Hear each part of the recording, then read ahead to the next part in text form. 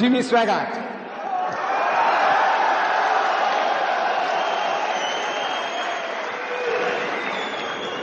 If you get the tape is available. Jimmy Swagart. Anish Sarosh, the tape is available. You can get it before you go. They are 8 pounds each. Jimmy Swagart, if you see this debate, at the outset, he's also having a laugh at our expense. He says, you know, Mr. Deedat, he says, you know, we had a chat in the waiting room, and Mr. Deedat says that the Muslim can have 4 wives. Islam allows 4 wives. He just corrected me, said up to 4. I said, well, Mr. Deedat, Christianity only allows us 1, so I had to get the best on the first shot. So he said, but you see, Christianity allows us only 1, and I have to choose the best.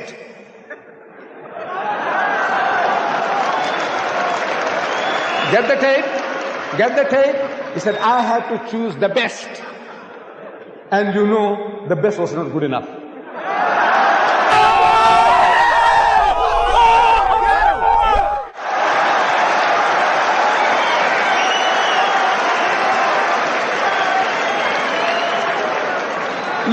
Look, all these tele-evangelists, all one by one, they're all falling.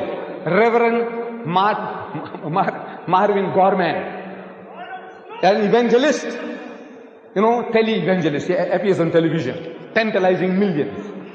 He was caught with a prostitute.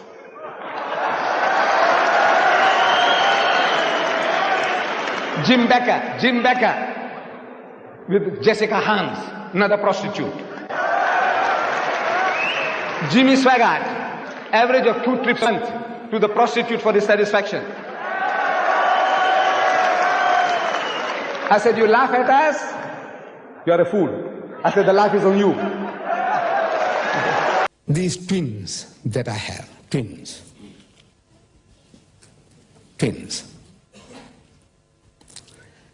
Now, to show you that these twins are not really twins, these are not identical.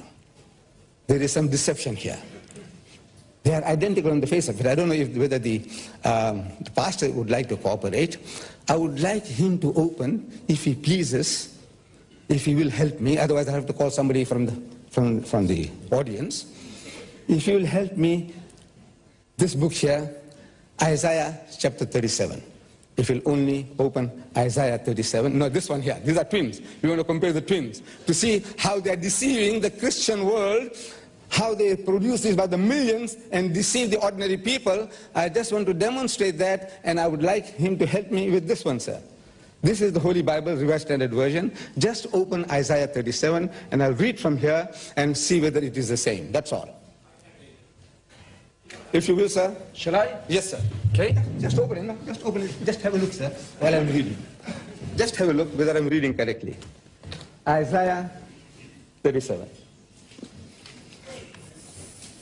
Which verse? From verse 1, sir. So we don't have to search. 37. Isaiah. Got it, sir? Verse 1. When King Hezekiah heard it, he rent his clothes and covered himself with sackcloth and went into the house of the Lord. Correct, sir? Yes, I'm following. Yes.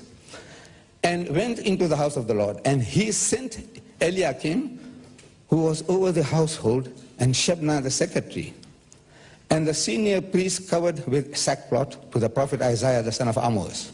Verse 3. They said to him, thus says Hezekiah, this day is a day of distress, of rebuke, and of disgrace. Children have come to the birth, and there is no strength to bring them forth. It may be that the Lord your God heard all the words of Rabshakeh, whom his master, the king of Assyria, has sent to mock the living God. And go on to verse 8. The Rabshakeh returned and found the king of Assyria fighting, and going on to verse 14, Hezekiah received the letter from the hand of the messengers and read it, and Hezekiah, and on. Word for word the same. Yes. But sir, I'm not reading from the book of Isaiah, I'm reading from the book of Kings. Hello darkness, my old friend. I've come to talk with you again. Hey, do you lift, yeah, bro? Do you lift? Because a vision softly creeping. Sure, thank you. Okay. The question would be, if you had a grandson who came here to Toronto, played hockey in this arena for the Toronto Maple Leafs, and he got a penalty, and the rule was he had to go to the penalty box, but there was an exception that if he was a goalie, someone could go to the penalty box and take his place. Would you say to him it's okay to have a substitute, or would you say no, that's not fair?